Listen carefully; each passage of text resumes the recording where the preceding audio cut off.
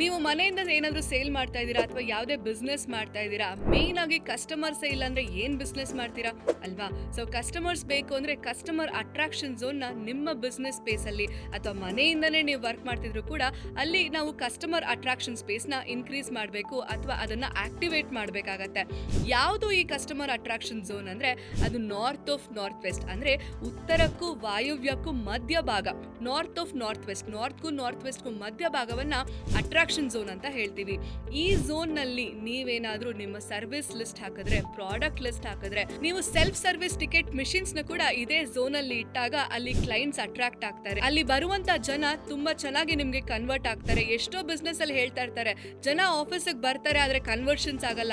ಆಗ್ಲೂ ಕೂಡ ನೀವು ಮಾಡ್ಬೇಕಾಗಿರೋದಿಷ್ಟೇನೆ, ನಿಮ್ಮ ಪ್ರಾಡಕ್ಟ್ ಲಿಸ್ಟ್ ಅಥವಾ ಸರ್ವಿಸ್ ಲಿಸ್ಟ್ ಅನ್ನ ನಾರ್ತ್ ಆಫ್ ನಾರ್ತ್ ವೆಸ್ಟ್ ಅಲ್ಲಿ ಹಾಕಿ ಅಂಡ್ ಅದನ್ನ ಬ್ಲೂ ಕಲರ್ ಬ್ಯಾಕ್ ಗ್ರೌಂಡ್ ಅಲ್ಲಿ ಕೊಟ್ಟಾಗ ಜನ ಜಾಸ್ತಿ ಬರ್ತಾರೆ, ಬಂದವ್ರು ಕನ್ವರ್ಟ್ ಕೂಡ ಆಗ್ತಾರೆ. ಅಂಡ್ ಈ ರೀತಿ ಕೇವಲ ಶಾಪ್ಸ್ ಗಳಿಗೆ ಮಾತ್ರ ಅಲ್ಲ, ಇನ್ ಕೇಸ್ ನೀವು ಮನೆಯಿಂದ ರೀಸೆಲ್ಲಿಂಗ್ ಮಾಡ್ತಾ ಇದ್ರು ಕೂಡ ನಿಮ್ಮ ಮನೆಯ ನಾರ್ತ್ ಆಫ್ ನಾರ್ತ್ ವೆಸ್ಟ್ ಎಲ್ಲಿ ಬರುತ್ತಾ ಅಲ್ಲಿ ನೋಡ್ಕೊಂಡು ಪ್ರಾಡಕ್ಟ್ ಲಿಸ್ಟ್ ಅಥವಾ ಸರ್ವಿಸ್ ಲಿಸ್ಟ್ ನ ಇಡ್ಬೋದು. ಯಾವುದು ಬೇಗ ಬೇಗ ಸೇಲ್ ಆಗಬೇಕೋ ಅದನ್ನು ಕೂಡ ನೀವು ಇದೇ ಝೋನ್ ಅಲ್ಲಿ ಇಟ್ಟಾಗ ನಿಮ್ಗೆ ಬೇಗ ಸೇಲ್ ಆಗುತ್ತೆ ಅಂಡ್ ಜಾಸ್ತಿ ಪ್ರಾಫಿಟ್ ಕೂಡ ಬರುತ್ತೆ. ಇದನ್ನ ಫಾಲೋ ಮಾಡಿ ಅಂಡ್ ಇದೇ ರೀತಿ ಟಿಪ್ಸ್ ಬೇಕಾದ್ರೆ ಕಮೆಂಟ್ ಮಾಡಿ.